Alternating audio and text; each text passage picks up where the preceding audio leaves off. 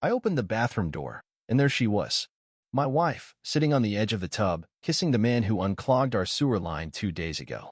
His uniform still had the city sanitation patch on the sleeve. She didn't pull away when she saw me. She just stared and smirked. I didn't yell. I didn't cry. I shut the door behind me and started planning. Her name's Rachel. We've been married 9 years. No kids. 1 dog. 2 joint credit cards. And I thought we were okay. That morning, I left for work like always. Kissed her on the forehead, grabbed my coffee, and headed out. But halfway through the day, my manager told me the system was down and we were all going home early. I figured I'd surprise her. Maybe pick up lunch on the way, watch a show together. Just reconnect. We hadn't done that in a while. When I pulled into the driveway, I saw his truck. City Sanitation Department. I didn't think anything of it at first. We'd had that mess last week. The basement flooded from a backed-up pipe. Maybe she called them again. I didn't knock. I had keys. I stepped inside and called her name. No answer. I heard faint music from upstairs. The bathroom fan was running. I headed up, slowly. Something felt off. Like walking into a dream where everything looks normal but tastes wrong. Then I saw the work boots in the hallway. Mud on the floor. I followed the trail like a fool. The bathroom door was slightly open. I pushed it. And there they were. She was sitting on the edge of the tub, wearing one of my shirts. He was kneeling in front of her, hands on her thighs, kissing her. It was the guy who cleared out the pipes last week. Harold. Looked maybe 50. Graying beard. Big gut. City uniform still halfway on. She didn't jump. She didn't even blink. She looked me dead in the eye and said, "You're early." Harold stood up awkwardly. Didn't even bother buttoning his shirt. He walked past me without a word. Rachel adjusted her hair, stood, and leaned against the sink like she was annoyed. "I told you I needed space." My voice cracked. "You said that 2 nights ago, during dinner." "Exactly," she said. "And you're already barging back in." I couldn't process it. He's the sewer guy. So what? You think I care about status the way you do? At least he doesn't act like I'm a houseplant he waters twice a week. I stood there, breath shaking. She stepped forward and poked me in the chest. "You think being nice is the same as being a man? You think saying 'How was your day' makes you a husband?" I tried. I whispered. She laughed. "Yeah, that's your brand, right? You try. You try so hard, but you never feel anything. You're like lukewarm soup." I couldn't speak. She walked past me toward the stairs. "I'll be back in an hour. Maybe you should think about who really failed here." The door slammed, and I was alone. She didn't come home that night. No call. No text. Just silence. I sat on the couch in the same shirt she wore earlier, the one she used like it meant nothing. I held it in my hands for hours, breathing in what was left of our life together. I kept hoping the door would open, that she'd walk in, eyes full of regret, whispering something soft like, "I made a mistake." She didn't. The next morning, I found her in the kitchen, pouring cereal, wearing sunglasses, hair messy. "Hey," I said quietly. She didn't look up.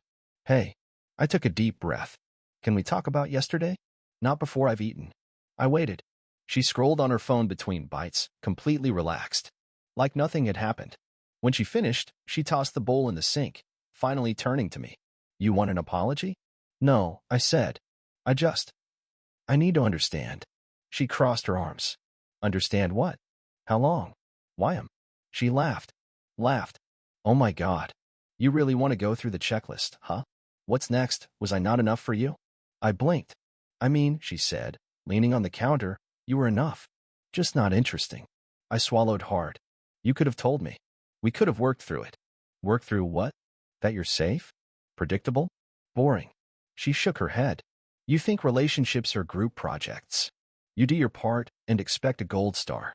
I loved you." She smirked. "Yeah, like a dog loves his leash." My knees almost gave out. "Rachel, please." She stepped closer. Her voice dropped, cruel and quiet. "You want to forgive me, don't you?" I didn't answer. She reached up and touched my cheek gently, almost lovingly. "That's what makes you so easy to leave," she whispered. "Because even now, you'd still take me back." Tears blurred my vision. "You were never a man to me.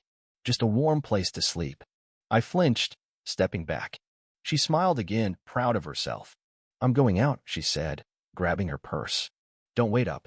As she walked to the door, I finally found my voice. "Did you ever love me?" She stopped, didn't turn around. Then, I loved how much you loved me. And then she was gone. I sat down on the cold tile floor, knees pulled to my chest. And I cried. I cried like I hadn't cried in years.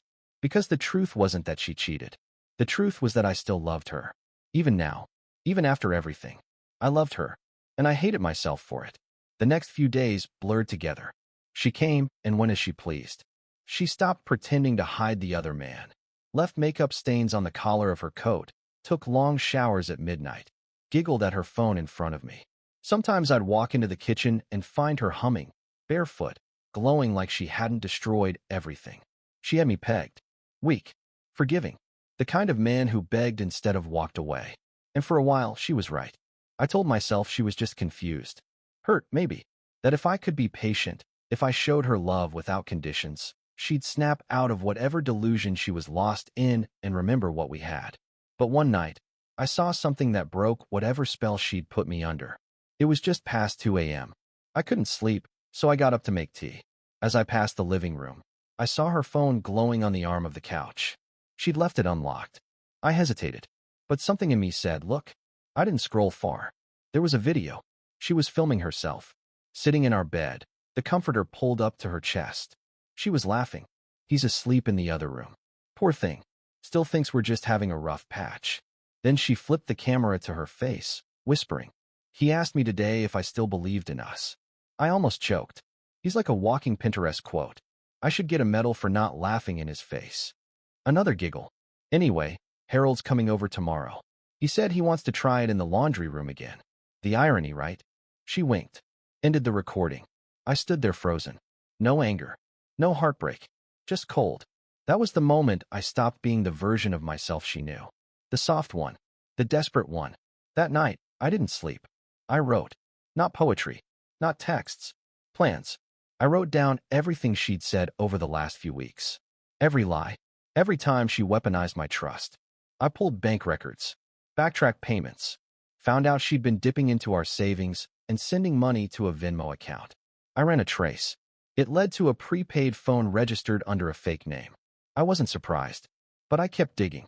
That's when I learned Harold wasn't just a city worker. He was on probation. Petty theft. Vandalism. 2 prior DUIs. Which meant he wasn't even allowed to enter someone's home without their consent. And Rachel had been letting him in while I was at work. She thought she was untouchable. But now I had the beginning of a blueprint. I didn't want to hurt her. I wanted to make her look in the mirror and feel the way she made me feel. Small. Ugly. Forgotten. It wouldn't happen overnight. But the fuse was lit. And she'd never see it coming. The first thing I took was her comfort. Rachel liked control. She liked being adored, obeyed, predictable surroundings. So I started by quietly rearranging her world. Just enough to shake her balance. It began with the car. The one she drove, technically mine. Registered to me, insured under my name. She used it like it was hers, but it wasn't. I canceled the insurance. Then I had it towed. She called me in a rage. Where's the car? I kept my voice calm. Oh, I moved it. You're not on the policy. I didn't want to risk liability if something happened. You've lost your mind, she spat. I smiled to myself. Possibly. But I'm still thinking clearly enough to protect my assets. Then I hung up. The next day, I changed the locks. Legally. I spoke with a lawyer, explained the infidelity, showed proof of the other man's background, even mentioned the video. She still lived there, yes, but I had the right to secure the property as long as she had access to her essentials and no eviction took place. So I locked every room she didn't need. Her walk-in closet?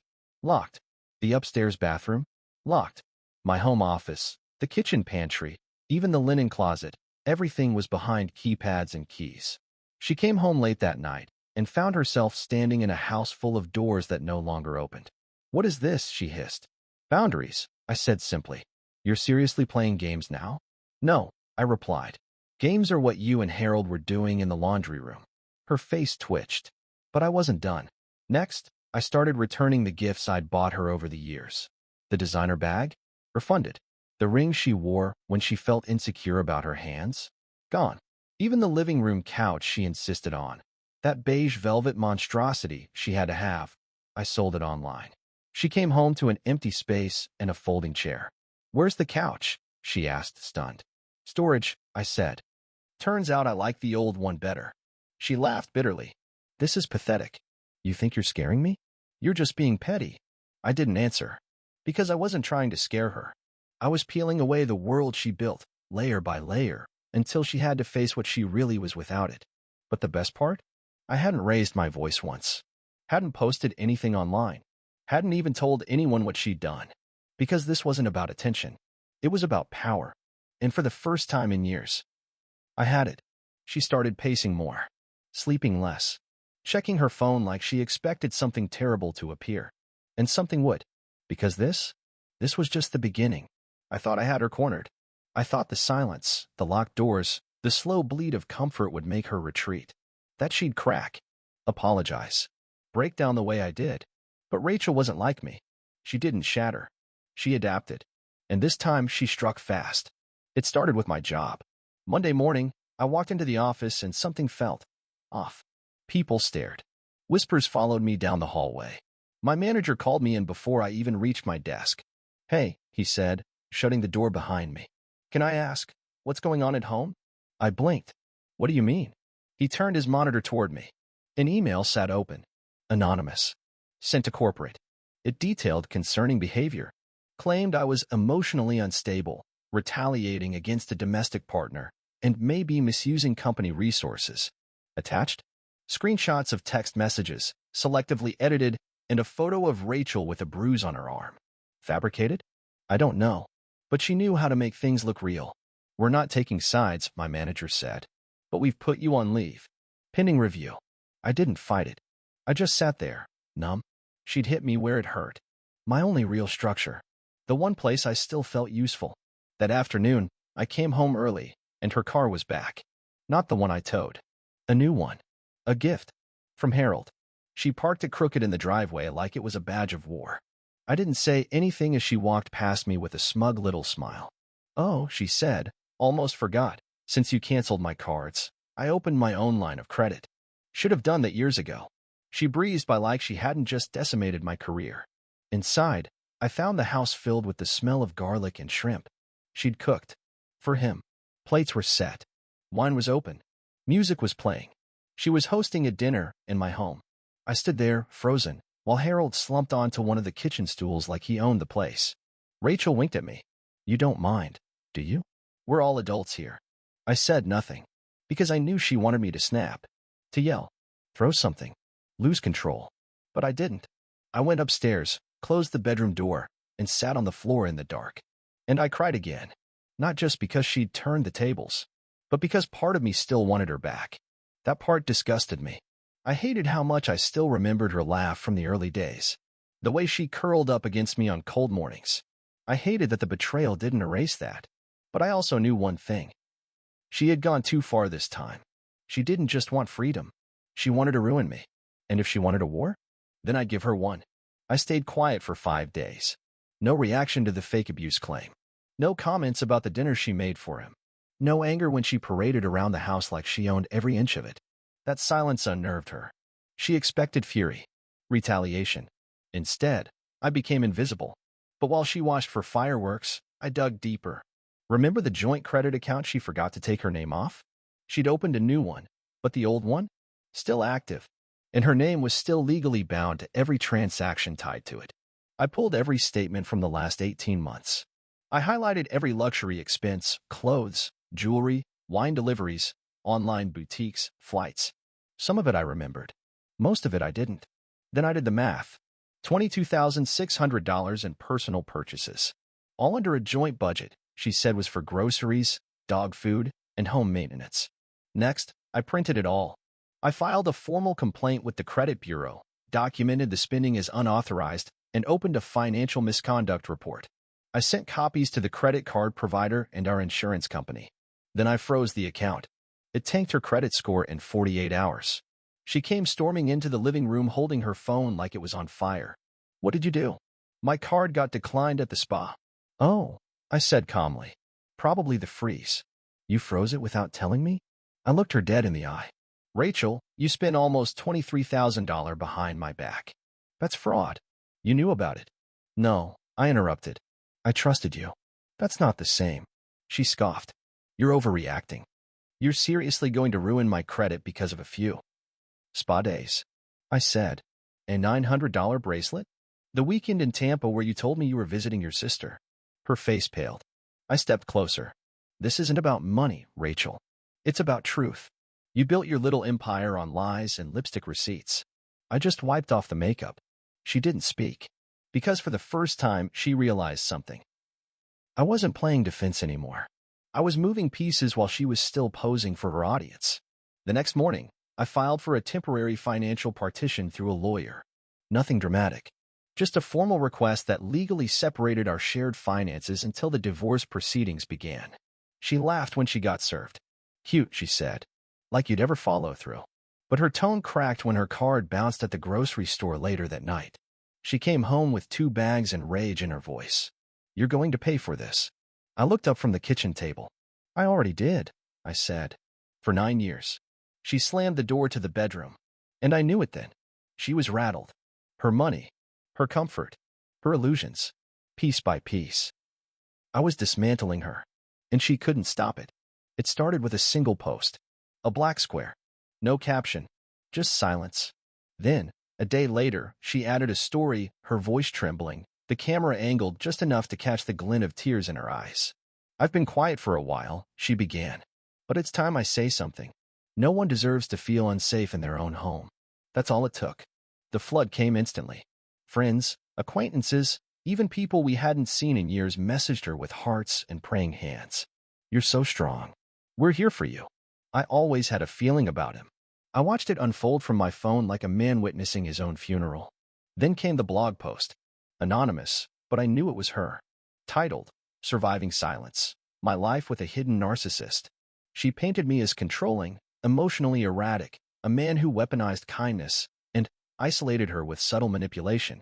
She said I used money to control her. That I tracked her every move.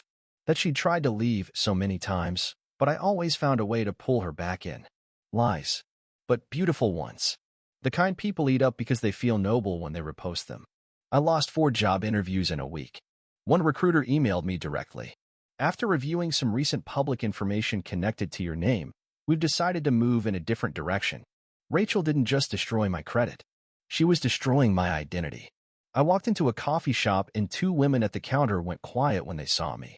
I walked the dog and someone yelled from their porch, "Leave her alone, freak." My inbox was filled with messages like, "We believe her. You're disgusting. Go rot." And the worst part? Mike, my old best friend, shared her post. Commented, "Takes guts to speak up. Proud of you." I stared at the screen. This was it. She wasn't just winning. She was burying me. And I was letting her. That night, I sat on the bathroom floor, back against the tub, trying to hold on to something, anything that reminded me I was still a person. But all I could think was, what if they're right? What if this is who I am now? Not a victim. Not a fighter. Just a name people whisper about with disgust. She walked past the bathroom that night, paused in the hallway, then kept walking. She didn't say anything. She didn't have to. Her silence was her trophy.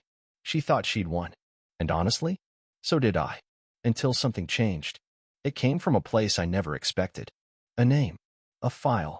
Something that made me sit upright. Eyes wide. Heart pounding. Something that said. She wasn't done hiding. But neither was I. It started with a forgotten email. An old thread from nearly a year ago. Rachel had asked me to help set up cloud backups for her phone. Something about running out of space. I linked it to our shared drive, told her it would sync photos and audio messages automatically. She never unlinked it. I hadn't thought about it since. But in the middle of that darkest week, when everyone turned their backs and even my own shadow felt like a threat, I remembered. And when I opened the drive, it was all still there. Photos. Voice notes. Screenshots she thought were gone. I scrolled through thousands of files. Her giggling with Harold in our bed. Her bragging about how easy it was to make people feel sorry for her. One recording in particular made my hand go numb. She was talking to someone. I recognized the voice. Her cousin, Jenna. Rachel said, laughing. Honestly, I could tell the cops he shoved me, and they'd believe it. He's too quiet. That's the problem with nice guys. They can't screen their innocence. Jenna laughed too. You're terrible. I'm smart, Rachel replied. Watch. I'll cry a little, post a few things, and everyone will come running. It's already working. I downloaded everything. Then I organized it. Cleanly. Professionally. A zip file with a timestamped summary, labeled clips, cross-referenced screenshots. I sent it to one person. My lawyer. By morning, we filed a motion to preemptively challenge her public abuse narrative and submitted a formal request for digital evidence admission. But I didn't stop there. I sent the same packet, carefully redacted, to 5 of the largest PR firms she'd recently applied to. I didn't accuse. I didn't editorialize. I just wrote.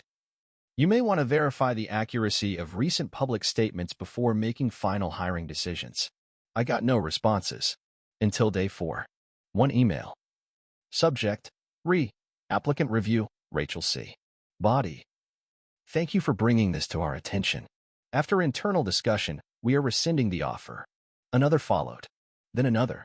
She came home that night and slammed her purse on the table. You think you're clever, don't you? I didn't look up. I think I'm patient. You ruined everything. No, I said. You did that. I just pulled back the curtain. She was shaking now. You had no right. I stood. Calm. Cold. Controlled. You posted lies. You built a story on my silence. And I let you. But you made one mistake, Rachel. She stared, eyes burning. You thought I was still the man you could humiliate. I walked past her, grabbed my keys. You were wrong. By morning, the comments on her posts had changed. Some were deleted. Some turned against her. And some asked one question she couldn't escape anymore. Is it true? The tide had shifted again. But this time, she was the one drowning. I should have known she wouldn't go quietly. Rachel doesn't lose. Not publicly. Not even when the truth is screaming in her face. So she played her final card. She filed a lawsuit. Defamation. Emotional distress. Character sabotage. She claimed I doctored the recordings. Claimed I hacked her accounts. Said I orchestrated a campaign of targeted digital harassment to ruin her life and destroy her professional future. And worst of all, she had witnesses. Her cousin Janice signed a sworn statement. So did Harold. Even Mike came crawling back into the story, this time as her character witness. They all backed her, like actors reading from the same broken script. The lawsuit hit me like a truck. $120,000 in damages. A formal injunction request to block me from publishing or sharing any digital materials tied to her image. It didn't matter that I had proof. It didn't matter that her victim story was already unraveling. In court, it's not about who's right. It's about who proves it first. And she had the paperwork. She'd outmaneuvered me. The internet turned again. A few of the companies who had pulled her offers released cautious statements. We do not tolerate cyberbullying. I was back in the hole. Isolated. Mocked. Threatened with financial ruin. And just when I thought it couldn't get worse, I got a letter from my bank. Rachel had used a backdoor account tied to our shared mortgage to file a request. She wanted to force the sale of the house. Our house. She wanted to liquidate everything I had left. I sat at the kitchen table with the letter in my hand, staring into space. She'd done it. She'd burned the ground I was standing on. And I had no more moves left. Until I remembered the envelope. It had arrived weeks earlier, with no return address. I had tossed it in a drawer during the chaos, thinking it was junk. Now I opened it. Inside was a single photograph. A grainy still frame. Security camera footage. Rachel, in the back of a local clinic, handing over a white envelope to a nurse. Behind her, Harold, holding a bottle of pills. And taped to the back of the photo, a receipt. Rachel's signature on a $3,000 cash payment for emergency services under false name. It didn't take long to figure out what it was. A hush payment. Not to cover abuse. To cover fraud. Rachel had faked a medical incident during the first smear campaign, claimed she'd been treated for stress-induced neurological symptoms, used it as leverage in court, even attached it to her lawsuit. But the clinic wasn't real. It was a shell. And someone had been watching. The note on the back read, "If she pushes too far, use this. She'll know where it came from." No signature. No explanation. Just the final piece I didn't know I needed. Rachel thought she'd won. But I was holding the match.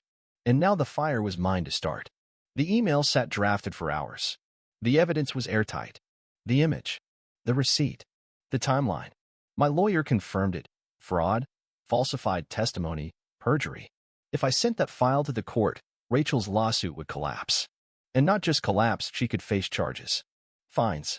A permanent mark on her record. I could destroy her. Not emotionally, Not reputationally. Legally. The real kind of ruin. I stared at the screen, finger hovering over send. I'd never felt so calm. That was the scariest part. Then came the knock. Not loud. Not aggressive. Just 3 soft taps, like a child who didn't want to wake the house. I opened the door, and there she was. Rachel. No makeup. No shoes. Hair tangled. Her hands shook like paper in the wind. She didn't speak. She just looked at me, eyes rimmed in red, and slowly, without a word, dropped to her knees. I didn't move. She clasped her hands together like she was praying, and her voice came out hoarse. "Please," she said. "Please don't do it." I didn't answer. "I know what you have," she whispered. "The clinic. The photo. I know." She broke into a sob. "I can't come back from that. If you send it, if you go through with it, I'll lose everything." I stayed silent. "I'll get disbarred from every firm. I'll never work again. I'll have nothing. No money. No credibility. They'll take my license." Her shoulders shook. She leaned forward, forehead to the ground. "You've won," she said. "Please, don't finish me." My jaw tightened. "You sued me," I said. "You tried to take the house. You let people call me a monster." "I know," she whispered, "and I deserve it. But please, don't let the world see everything. Not like this." I looked down at her. For 9 years, I'd watched this woman climb over people with a smile, tear hearts apart with sweet words. I'd been one of them. And now she was on the floor, begging. I stepped inside. She didn't follow. I sat at my laptop. The file was still open. Her voice, faint behind me. "I'll walk away. No more court. No more posts. I'll disappear. You'll never hear from me again." I hovered the mouse over send, and I deleted the draft. I didn't do it for her. I did it for me. Because I didn't want to spend the rest of my life proud of how I destroyed someone, even if they deserved it. I walked back to the doorway.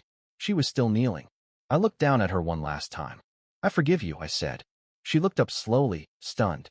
And I turned to the camera in my mind. The invisible crowd that watched every move, every hit, every betrayal. And I asked not to her, but to you. What would you do in my place?